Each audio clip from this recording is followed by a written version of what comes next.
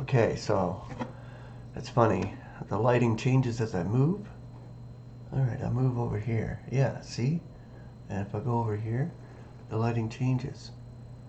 So it's the angle, I guess, of that light in behind me, maybe. Slurp! It's my coffee, my morning coffee. Alright, it is Wednesday. Yay! Middle of the week. Doesn't matter to me. I work 7 days a week. So what's the difference? Okay. The prize of God's calling above. All right. So I'm reading verbatim, basically word for word of somebody else's writing. So when you're listening and you're hearing what I'm reading, you may agree, you may disagree. I'm not sure. I'm bringing truth as I see it and how I can bring it from writers that I think are qualified to bring truth. So, just so you know. This here article, anyway, was done by Donald Fielding, I believe.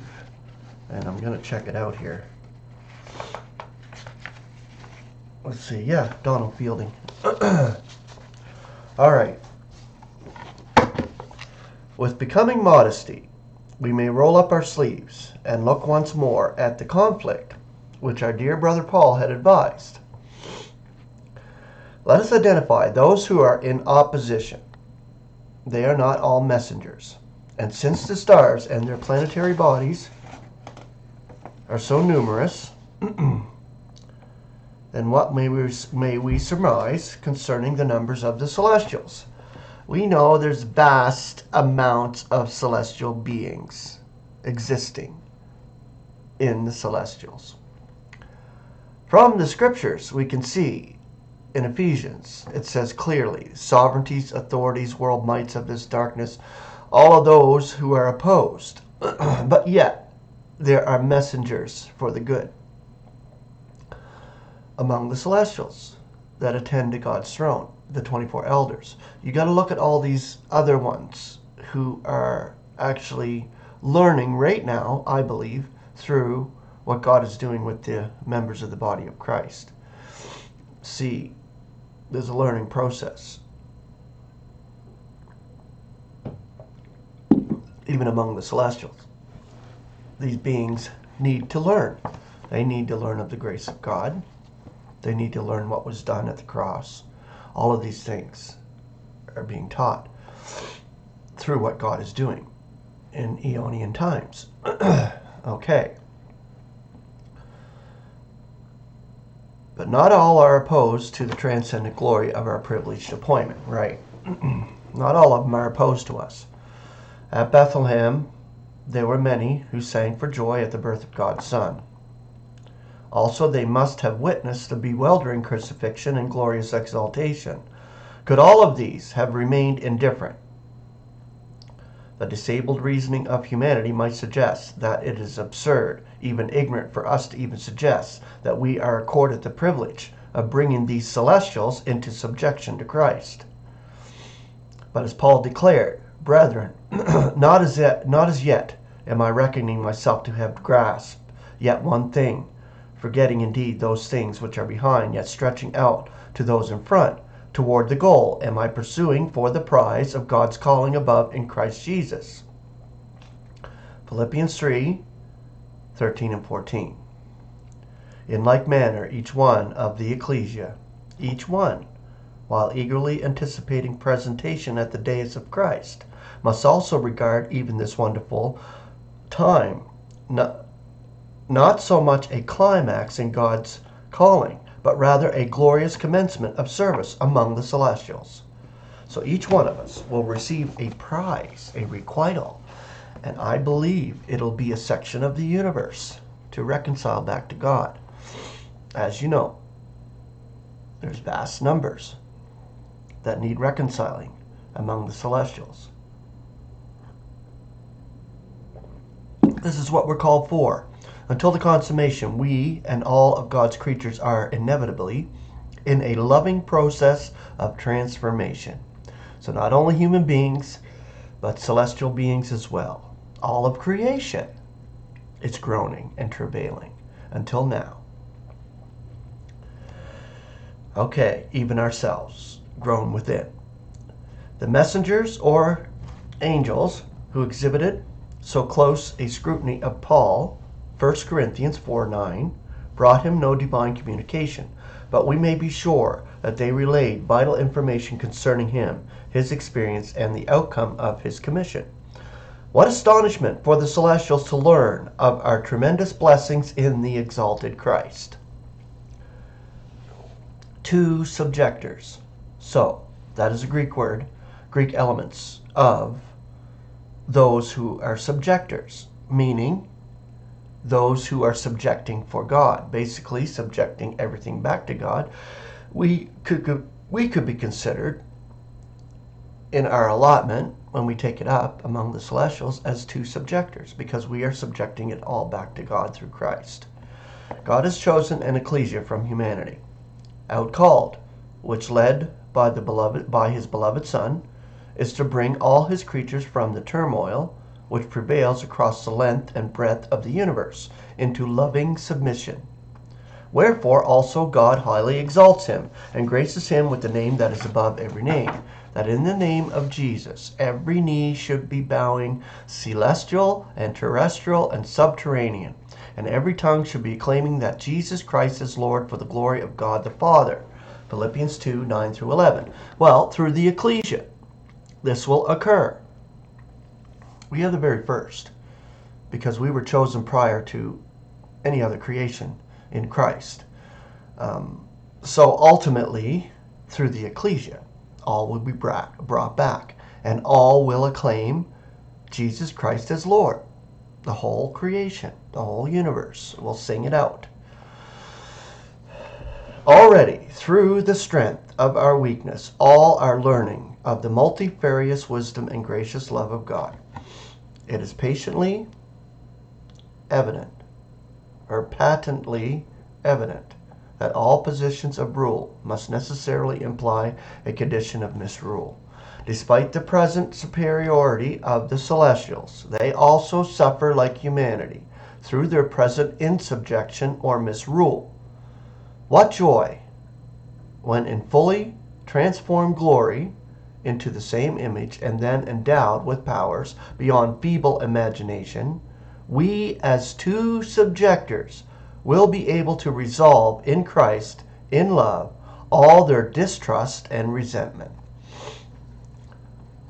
bringing every celestial being back to God through us, through the body of Christ, with our brother, our head, Christ Jesus. It's amazing. This is going to occur for the whole universe. We're so low right now that how can we even comprehend such a high station and such a high calling? As you move along in your growth to maturity, you start to understand what your real calling is. It's a shocker to some. They think, how can it be? Well, God is the one that is choosing and placing. And when you actually realize it in spirit, and I mean in spirit, what your place is in Christ, it's amazing. It's too transcendent for human words. I'll put it that way. Because it's hard to speak of it. But in spirit within each one of us, the Spirit of God that attests to who we are in Christ is amazing. And when we have that individually and we marvel at it, then we can actually just rejoice and thank God for our position in Christ. God's precious word teaches that Christ Jesus alone has immortality. The only one in the universe right now that has immortality. Celestial beings cannot be immortal. They were never mortal. We're the only mortals. This is it. What God is going to do with all of humanity at the consummation is so tremendous. They'll receive immortality. Satan never had immortality, ever. He was never mortal. You see, this is why they're jealous I believe, these celestial beings. This is why they want to enter into human beings. They want to experience the human experience. These are the ones who are opposed to God. They actually want to kill us because we have such a place as we have in Christ. That's amazing. And this passage is clear, 1 Timothy 6:16, that Christ alone has immortality. Exposure to the mighty power of the celestials would be more than we, in our present corruptible, frail human flesh, might endure. But even the greatest among these, Michael and Gabriel, and the chief messengers, and even Satan, have not the unique immortality which will be granted to those of the ecclesia when they are summoned and snatched away. 1 Corinthians 15:53. The highest dignitaries in the universe will gladly bow before the members of the body of Christ, which will have the place supreme, not only in rule, but in the dispensation of God's favor, and in the reconciliation of the celestial hosts to him. We, who were last, have become first. Such is the potency of grace. Surely through these all must learn, not of man, but the love of God. But conversely, what may the ideals and standards of the celestials possibly mean to the ones who have been earthbound, whose corruptible lives, by comparison, have been, as it were, but a passing thought? In transformed, exalted glory, shall there be empathy, comprehension? What must life from among disabled, dying humanity have meant for our Lord prior to the commencement of his ministry? The stench of putrefaction is more than we can bear. But what must the carnal house of this earth have been like for him? What deep sadness for him to observe the maimed and the blind, or to witness the intense grief and the sad helplessness. Did he soothe them in their restless sleep? How troubled he was to learn of the death of John the Baptist. How disturbed in spirit he was to witness the grief of those sisters, Mary and Martha, as he was dying at Golgotha. He grieved for the comfort of his mother. The Evangel of Love.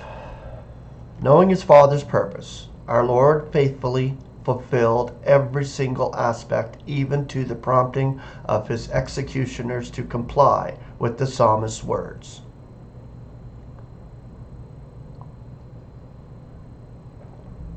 They gave me poison in my repast, and for my thirst they caused me to drink vinegar. Psalm 69:21. He exercised patience and profound wisdom, but above all, through his great love, he changed the whole course of the history of mankind. It is presumptuous to compare our mission to his, but there is one vital similarity. We also are entrusted with a precious evangel, the Evangel of Love. As the Apostle Paul lay unconscious outside the city of Lystra, he was granted a vision into the future, even as the Apostle John was enabled to view the future terrestrial kingdom. But it is to Paul that we must turn if we are to perceive the full glories of God's consummation. From this great apostle who completes the Word of God, Colossians 1:25, we learn not only the reason for transformation, but the full glorious conclusion of this same transformation, all achieved in love, that God will be all in all. Grace and peace.